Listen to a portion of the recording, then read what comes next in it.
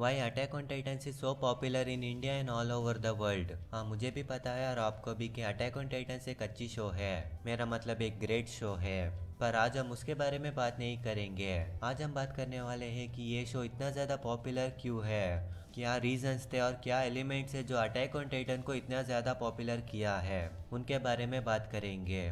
ये मान के चलता हूँ कि आप अटैक ऑन टाइटन शो को देखे हो, क्योंकि आगे स्पॉयलर्स है। अटैक ऑन टाइटन ज़्यादा फेमस हुआ था 2013 में जब इसका एनिमे एडाप्टेशन आया, पर उससे भी पहले अटैक ऑन टाइटन्स की मांगा अच्छा खासा फेमस था। वो 30,000 वॉल्यूम्स की कॉपी सोल्ड कर लिया था, जो कि एक बड़ी बात है एक नॉन शोनन जंप मांगा के लिए। ये मांगा वर्ड टू माउथ पॉपुलर हो रहा था, रिकमेंडेशन से ये मांगा पॉपुलर हो रहा था, और अटैक ऑन टाइटन मांगा ने एक बड़ी ऑडियंस को अपनी तरफ अट्रैक्ट किया और मास पब्लिक को सेटिस्फाई किया। पहला रीज़न जो इस सीरीज़ को पॉपुलर किया था, इसका प्रीमाइस, स्टार्टिंग स्टोरी और इस शो का मेन कैरेक्टर्स। ये इंसान नहीं, ये टाइटन्स, ये बड़े इंसानों जैसे दिखने वाले नंगे मॉन्स्टर्स जो इंसानों को खाते हैं। अटैक ऑन टाइटन्स इंसानों के बीच के लड़ाई से पहले वो टाइटन्स वर्सेस ह्यूमंस का था। ये टाइटन्स तीन बहुत ही ज़्यादा पॉपुलर चीज़ों से सिमिलर है। पहला चीज़ है जापानीज काइजू। जापानीज में काइजू का मतलब है स्ट्रेंज बीस्ट, जो राक्षस है। जो काइजू बड़े मॉन्स्टर से ये 19th सेंचुरी के जापानीज फिल्म्स में बहुत ही ज़्यादा फेमस थे और अभी भी है। ये काइजू का जॉनरा शुरू हुआ था 1954 में जब गॉडजिला मूवी रिलीज हुआ था, जो डायरेक्टली इंस्पायर्ड है 1933 का किंग कॉन्ग और 1953 का बीस्ट फ्रॉम 20,000 फैथम्स। ये काइजू जॉनरा अभी भी पॉपुलर है। यकीन नहीं होता तो पिछले साल एक मूवी रिलीज हुआ था जिसने दो बड़े काइजू को लड़ाया था, वो था कॉन्ग वर्सेस गॉडजिला। ये दोनों कोलोसल टाइटन से भी ज़्यादा बड़े हैं। ये मूवी ने सिर्फ एक बड़े छिपकली और बंदर को लड़ा के पूरा इंटरनेट को आग में डाल दिया था।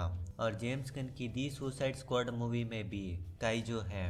ये काइजू ज़्यादातर एनिमल्स या फिर मिथिकल क्रीचर्स थे, पर ये टाइटन्स इंसानों जैसे दिखते हैं, जो कि और भी ज़्यादा भयानक है। और दूसरी चीज़ों से ये टाइटन सिमिलर है, वो है ज़ॉम्बीज। ये टाइटन्स ज़ॉम्बीज है। ये पागल इंसानों जैसे दिखने वाले मॉन्स्टर्स जो कि 2013 में बहुत ही ज़्यादा पॉपुलर थे। जब 2013 में अटैक ऑन टाइटन्स का एनीमे एयर हुआ तब अमेरिका में भी पॉपुलर हुआ, क्योंकि वहाँ पर ज़ॉम्बीज़ की पॉपुलैरिटी बहुत ही ज़्यादा थी।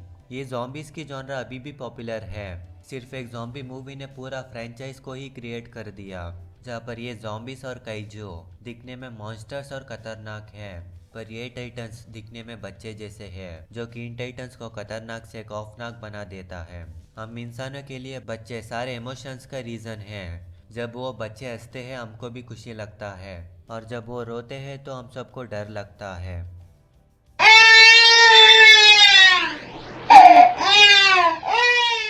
अपने होम टाउन जापान में फेमस होने के लिए काइजू और दूसरे देशों में फेमस होने के लिए ज़ॉम्बीज़, ये दो ज़्यादा पॉपुलर और लोग पसंद करने वाले मॉन्स्टर्स को मिलाकर टाइटन्स बनते हैं। और तीसरी चीज़ से ये टाइटन सिमिलर है वो है, और वो भी बहुत ही ज़्यादा पॉपुलर है, एक इंसान, ज़्यादातर टीनेजर, जो कि एक बड़े इंसानों जैसे दिखने वाली चीज़ को अंदर से कंट्रोल कर सकता है और कम से कम एक बार तो कंट्रोल से बाहर हो जाता है।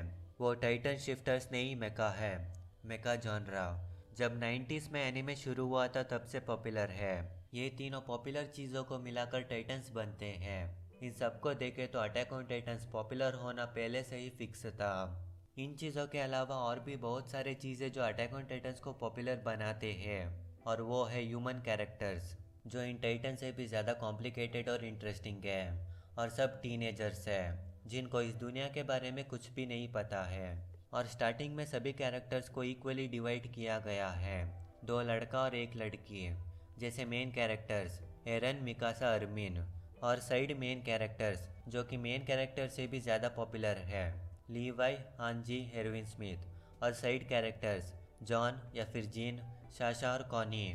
और स्टार्टिंग में विलन जैसे कैरेक्टर्स राइनर, एनी, बैरथोल्ड। ये सब इक्वली डिवाइडेड है, जो कि आइडेंटिफाई करने में बहुत ही ज़्यादा सिंपल है। पर ये सब छोड़ के अटैक ऑन टाइटन्स पॉपुलर होने का मेन रीज़न है इसका एनीमे, और स्पेशली इसका डायरेक्टर तेत्सुरा अराकी, जो कि डेथ नोट के कुछ episode, guilty crown, high school of the dead और कैबेनरी, इन सब एनीमे को डायरेक्ट किया है। ये सब एक्शन पैक एनीमे हैं, जो कि एक्शन एनीमे में मास्टर है। और एक और आदमी है साउंड डिजाइनर हिरोयुकी सावनो, जो कि एक्शन सीन को म्यूजिक देने में भगवान है। और अटैक ऑन टाइटन्स एनिमे में एनिमे हिस्ट्री का बेस्ट फर्स्ट एपिसोड है।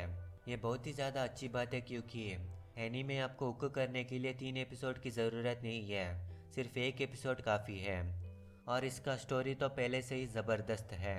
और एओटी का ओपनिंग सॉन्ग्स और एंडिंग सॉन्ग्स सभी ग्रेट है। स्टार्टिंग का 2 ओपनिंग सॉन्ग नेशनल एंथम जैसा है और तीसरा ओपी तो नेशनल एंथम ही है।